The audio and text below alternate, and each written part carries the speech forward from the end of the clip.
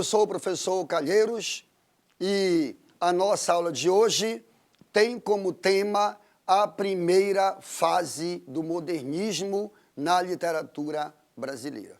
Inicialmente, é bom esclarecer que o modernismo se dividiu basicamente em três grandes momentos. A primeira fase, de 1922, com a Semana de Arte Moderna, e vai até 1930 com o chamado governo provisório. A segunda fase vai de 1930 a 1945.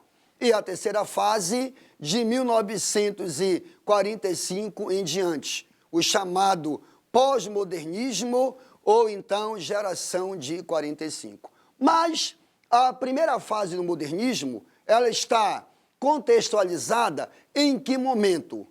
Primeira República, as oligarquias, o desenvolvimento de São Paulo, a nossa economia pautada pelo café e uma grande concentração de renda na mão de um grupo empresarial.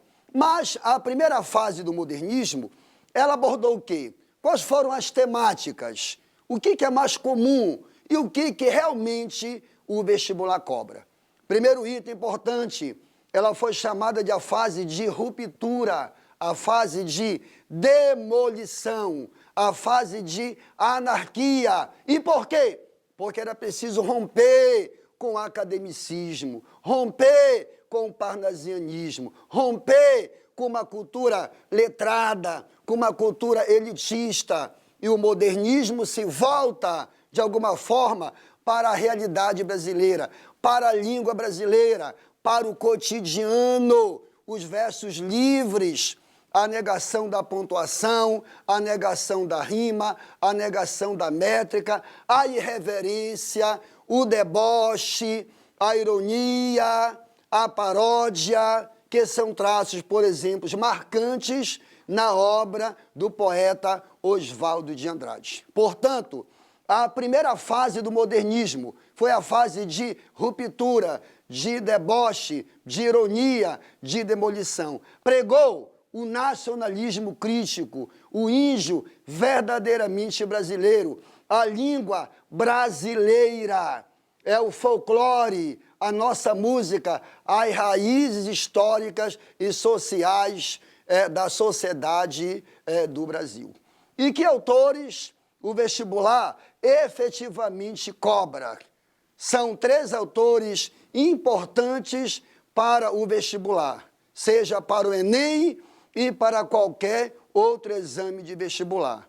Autor importante, Mário de Andrade, o Papa do Modernismo, o grande líder da Semana de 1922. Professor, folclorista, musicólogo, um homem que lutou pelas nossas raízes, a pesquisa histórica, andou pelo Brasil, passou por Minas, andou pelo Nordeste, passou por Belém do Pará, passou por Manaus, passou por Rondônia, estudando o homem, a fala e o folclore. Então, Mário de Andrade foi a grande referência, a grande estrela do nosso modernismo. E duas obras de Mário de Andrade dá mais relevância para o vestibular. A obra chamada Paulicéia da Alvorada. Essa obra, ela tem como referência a cidade de São Paulo, o Anhangabaú, o Rio Tietê, uma cidade que foi se transformando com o tempo, todo o progresso e deixando de lado as suas raízes. Paulicéia da Alvorada é o primeiro livro de poemas totalmente modernistas da literatura brasileira. Outra obra muito importante é a obra Macunaíma, o herói sem nenhum caráter, o retrato do povo brasileiro, preto, retinto, filho do medo da noite, foi falar aos 7 anos, motivo, preguiça.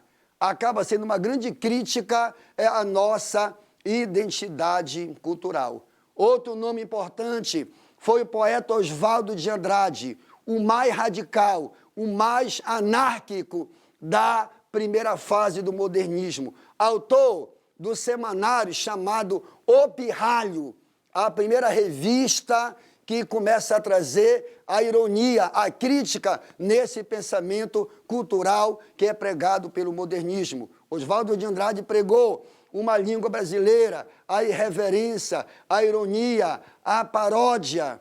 E ao lado de Mário de Andrade, Manuel Bandeira, ele forma, né, a chamada Trindade, os três mais importantes nomes da primeira fase do modernismo. Escreveu Oswaldo de Andrade, na sua sátira, na sua ironia: senhor feudal, se Pedro II vier aqui com história, eu boto ele na cadeia. Outro nome importante, fechando essa trindade, os três mais importantes nomes da primeira fase do modernismo: Manuel Bandeira, poeta pernambucano, poeta marcado pela doença, a morte, a religiosidade, a solidão, o sofrimento, um certo intimismo e uma profunda religiosidade.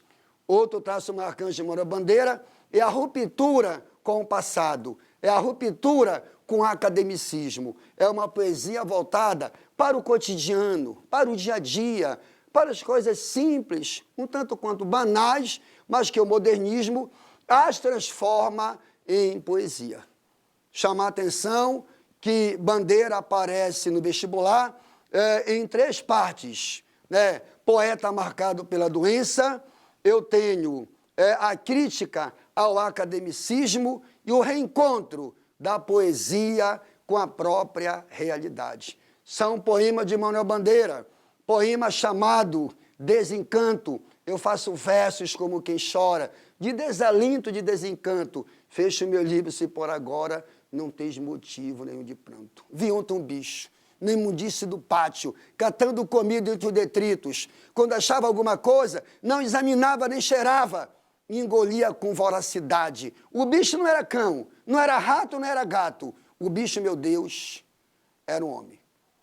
Essa foi a nossa aula, cujo tema foi a primeira fase do modernismo, abordando o momento histórico e a obra de três grandes nomes, como Mário de Andrade, Oswaldo de Andrade e Manuel Bandeira. Eu espero que tenham gostado e até a nossa próxima aula.